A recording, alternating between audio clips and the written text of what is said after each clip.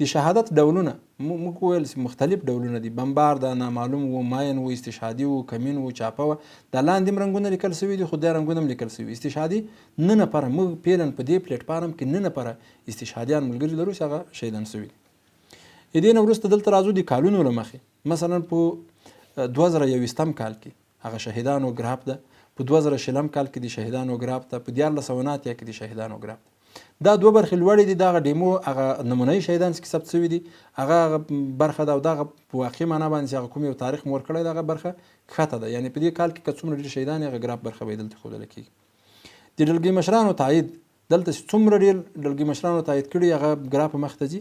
د عمرونو له مخې دلته مثلا له 50 بره دي، او دا بیا له 40 تر 49 ده، او دا بیا 10 تر 90 ده، له 60 تر 90 ده. دا د عمرونو له مخې ده. د عملیاتو له مخې موږ یو شی په ساټ کې انتخاب کړی دی.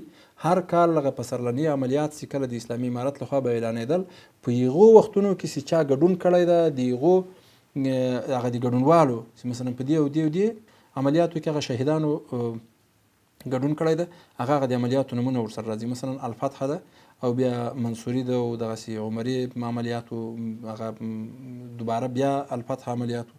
د ډلګۍ مشرانو له مخې 12 ډلګۍ مشران دي. اوس په دې ځای کې ګورو هغه د هر یو ډلګۍ مشر چې ډېر شهیدان ثبت شوي دي هغه دلته پکې معلومیږي چې مثلا د چا هغه شهیدان ډېر ثبت شوي دي، هغه به د یو ګراف په شکل باندې. دلته بیا د ولایتونو له مخې ده.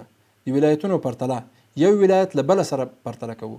مثلا په یو ولایت کې د چاپو شهیدان څومره ډېر وو، په بل ولایت کې د ماینونو شهیدان څومره ډېر وو، په بل ولایت کې د کمینونو شهیدان، په بل ولایت کې د بمبار شهیدان، یو له بله سره یې پرتله کولی سو او کتلی سو.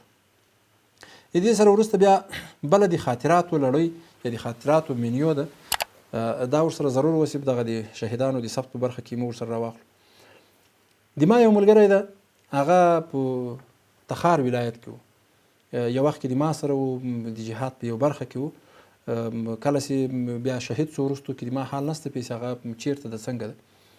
نو دلته د سایټ ته راځم، د پلیټفارم ته راځم، په دې کې مې کله هغه شهید سیم پیدا کو، پلټنه مې وکوله، نوم یو څه معلومات هغه مشخصات یې ماته یاد وشي، دې ولسوالۍ ده، دې برخې ده، دې قریې ده، معلومات مې کله راواخیستل. زه راځم هغه د تبصرې په برخه کې دغه نورې کارنامې، اخلاق او هغه ژوند او هغه د علمي کچه نور هغه موضوعات چې هغه له ما سره شته، هغه کورنۍ هم نه وه پرې باندې خبره چې د یو ملګری هلته څوک شته، هغه معلومات راکړم د هغه شهید په پروفایل کې ثبتوم.